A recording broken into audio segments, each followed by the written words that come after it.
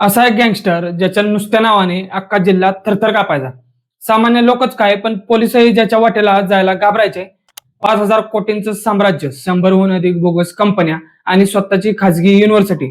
पण जेव्हा युपी मध्ये योगी आदित्यनाथ यांचं सरकार आलं, तेव्हा या डॉनची अशी काही हवा निघाली की त्याला आपला जीव वाचवण्यासाठी थेट दुबईला पळून जावं लागलं. आणि आज त्याच्या करोडोंच्या प्रॉपर्टीवर फिरतोय बाबांचा बुलडोजर. कोण आहे हा मिर्झापूरचा आणि सहारनपूरचा डॉन, आणि योगींनी त्याचा माज कसा उतरवला, हेच आपण आज आजच्या व्हिडिओमध्ये पाहणार आहोत. नमस्कार मित्रांनो, स्वागत आहे तुमचं आपल्या लाडक्या मराठी जोश कट्टावर. आज आपण युपीतल्या एका अशा खतरनाक गुन्हेगाराची कहाणी बघणार आहोत, ज्याने सत्तेचा गैरवापर करून स्वतःचं समांतर सरकार चालवलं होतं. पण आता त्याची अवस्था काय झाली, चला तर मग सुरू करूया आजचा हा कडक विषय. मित्रांनो, या डॉनचं नाव आहे हाजी इक्बाल, राहणार मिर्झापूर, जिल्हा सहारनपूर.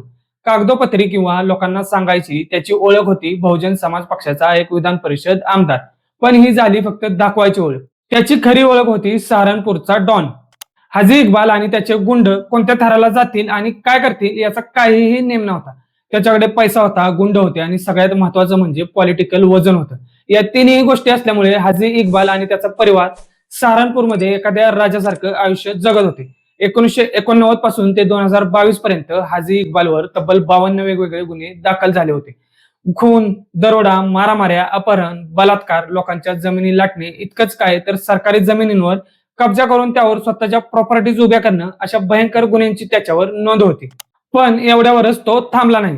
शिवालिक टेकड्यांमधून बेकायदेशीर लाकूड तोड करून ती वेगवेगळ्या शहरात विकणे, बेकायदेशीर वाळू उपसा करणे हे त्याचे मुख्य धंदे होते. या काळ्या पैशातून त्याने स्वतःच्या शाळा, कॉलेजेस, युनिव्हर्सिटीज आणि शुगर मिल्स उभ्या केल्या होत्या. या युनिव्हर्सिटीच्या नावाखाली त्याने 100 ते 125 एकर जमीन बळकावली होती. दिल्लीपर्यंत त्याचं वजन होतं, त्यामुळे त्याला हात लावायची हिंमत कुणीच करत नव्हतं. असं सगळं मिळून त्याचं किमान 5,000 कोटींचं अवाढव्य साम्राज्य होतं. पण म्हणतात ना, अति तिथे माती. युपी मध्ये योगी आदित्यनाथ मुख्यमंत्री झाले आणि हाजी इक्बालचे वाईट दिवस सुरू झाले. सुरुवातीला काही काळ त्याचं काम चाललं, पण त्याच्या अति करण्यामुळे काही लोकांनी त्याच्या आणि त्याच्या कुटुंबाविरुद्ध तक्रारी केल्या आणि तो थेट सीएम योगींच्या रडारवर आला. योगी आदित्यनाथांनी या माफियाविरुद्ध कडक ऍक्शन घ्यायची तयारी दाखवली. त्यांनी सीबीआय आणि ईडीआयला कामाला लावलं. मग काय, ईडीने त्याची तब्बल 816 कोटी रुपयांची प्रॉपर्टी एका झटक्यात जप्त केली. त्यानंतर योगी सरकारने त्याच्यावर युपी गँगस्टर ऍक्ट लावला. हाजी इक्बाल, त्याचे भाऊ आणि मुलांवर नवीन गुन्हे दाखल केले. या अंतर्गत त्याच्या आणखी काही 56 नवीन प्रॉपर्टी जप्त करण्यात आल्या, ज्यांची किंमत 276 कोटी रुपये होती. विशेष म्हणजे त्याच्यात तब्बल 110 शेल कंपन्या म्हणजेच खोट्या कंपन्या सरकारला सापडल्या आणि सरकारने त्याही ताब्यात घेतल्या. स्वतःचा बचाव करण्यासाठी हाजी इक्बालने स्वतःच्या भावाच्या, मुलांच्या आणि नातवंडाच्या नावावर वेगवेगळ्या प्रॉपर्टीज करून ठेवल्या होत्या. पण योगी सरकारने या सर्वच्या सर्व प्रॉपर्टी जप्त केल्या. आज परिस्थिती अशी आहे की हाजी इक्बालची मुलं आणि भाऊ बराच काळ जेलमध्ये राहिले. त्याच्या मुलांवर गँगरेप सारखे गंभीर गुन्हे होते, ज्यासाठी तो मोकाट फिरत होते. आता सुप्रीम कोर्टाने त्याच्या मुलांना दिलासा देऊन सोडलं असलं तरी हाजी इक्बाल मात्र स्वतः जीव वाचवण्यासाठी दुबईला पळून गेलाय. त्याला पक्क माहितीये की आता आपण भारतात जास्त दिवस स्वतंत्रपणे राहू शकत नाही. एकेकाळी योगी आदित्यनाथ म्हणाले होते की सत्तेच्या मदतीने युपी मध्ये अनेक गुन्हेगार उभे राहिले आहेत.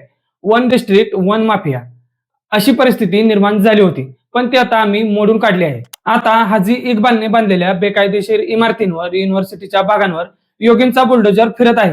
हाजी इक्बाल पुन्हा युपी मध्ये येऊन आपलं बस्तान बसवू शकणार नाही, अशी परफेक्ट व्यवस्था सीएम योगींनी केली आहे.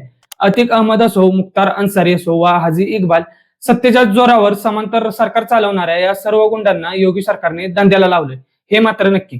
तर मित्रांनो, युपीचे मुख्यमंत्री योगी आदित्यनाथ यांचं हे काम आणि गुंडाविरुद्ध त्यांनी घेतलेल्या या कडक ऍक्शन बद्दल तुम्हाला काय वाटतं? योगी आदित्यनाथ यांची ही बुलडोजर स्टाईल बरोबर आहे की चूक?